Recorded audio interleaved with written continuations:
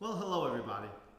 Today I'm going to be guiding you through a loving kindness sound meditation. Now, in a loving kindness practice, loving kindness is a formal method of meditation, which is most often practiced silently, but it's one in which we cultivate this loving energy, these loving thoughts, and we send out these well wishes, this loving energy on a series of affirmations that we first send to ourselves. So we direct the loving energy inwards to ourselves, because it has to start with self first. You know, self-love is not selfish. We need to have love for ourselves, and we need to love ourselves before we can truly and fully love another individual. And so the loving kindness practice is a systematic flow. It starts with sending loving energy towards yourself, and then we're going to expand that out and send it out towards other beings and through a series of people, and finally end the meditation by sending this loving energy out towards all life throughout the entire universe.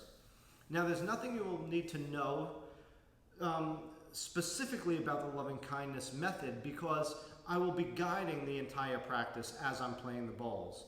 So as I play the sound bowls to help get us into a little bit more of a relaxed and calm and peaceful sort of state of mind, because there has been research that has shown that the sounds of the singing bowls help to entrain the brain waves, and that just means it moves it out of the beta, which is our conscious mind, word mind, analytical mind, and it begins to shift it into the alpha, which is a more relaxed and calm brainwave state. But if you're laying there in a very open, receptive, and a relaxed way, the singing bowls can actually shift the brain waves into a pattern known as theta, which is a very deep, rejuvenative brainwave state. That's where healing occurs, and people who are like long-term master meditators who get into a theta brainwave state can actually not begin to need as much sleep as they once did, because they're rejuvenating themselves, they're refreshing themselves within that theta brainwave activity. And so the bowls have been shown to bring people into those states, which is a very, very powerful thing, because there are many people who can't get into theta very quickly with a formal practice. It takes months to years for them to begin to sort of slow down the mind to enter those states. And it often takes for the average person, about 20 to 30 minutes before they can even get the mind still enough to reach the alpha state and slow it down. But research has shown that with the singing bowls, it actually helps the brain to enter those states quicker. It also decreases our blood pressure and drops our heart rate quicker than people who just practice in a formal silent sit. So there is an added benefit to meditating with the sounds and having the sounds like music in the background. And so I will be guiding playing the singing bowls throughout the entire guided meditation. So all you need to do is just follow along with my voice, follow along with what I share, and just follow the sequence of the way we send out this loving kindness. Now, the practice really is one that helps us to cultivate altruistic love. And by altruistic, I mean selfless.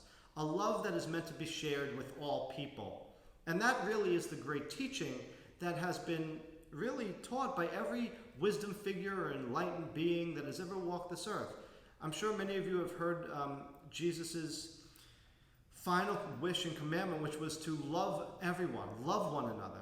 He said, love everyone and even love your enemies. While the Buddha said to radiate boundless love towards all beings. More modern Indian teachers, such as Sai Baba or Neem Karoli Baba, their message was love all, serve all. And while it's great that so many people teach us how to do this, and that we should be loving everybody, not many have taught us, well, how to cultivate that love. And the beautiful thing about the loving kindness practice is it's a systematic way to teach us how to cultivate that love. We all have a seed of unconditional love within us, but it's inside in potential. That seed needs to be nurtured. It needs to be given the right sort of nutrients. It needs to, a seed does not grow like of its own accord. It needs to be put in soil, it needs to be watered, given sunlight, and then the potential in that seed will grow. And even the mighty oak tree, that huge big tree, comes from a very small acorn. Well, there's a tiny seed of unconditional love within us. And if we give it the right soil, if we give it the right amount of water, the right nutrients, if we nurture it, tend it, and care for that seed, a beautiful fountain of unconditional selfless love will grow and pour forth from us. And the loving kindness practice is one that helps us to do that. So all you need to do is really get into any relaxed or comfortable position. Most people do lay down the whole time. You're more than welcome to sit up if you wish. But please know that whatever posture or position you take, you're not locked into it. So if you need to shift your posture at any time, if you get uncomfortable, if an ache in your pain in your neck or your knee or your back happens if you're sitting up, or if you're lying down and you get uncomfortable in that position, well then shift your posture, do what you need to do to alleviate any of those discomforts.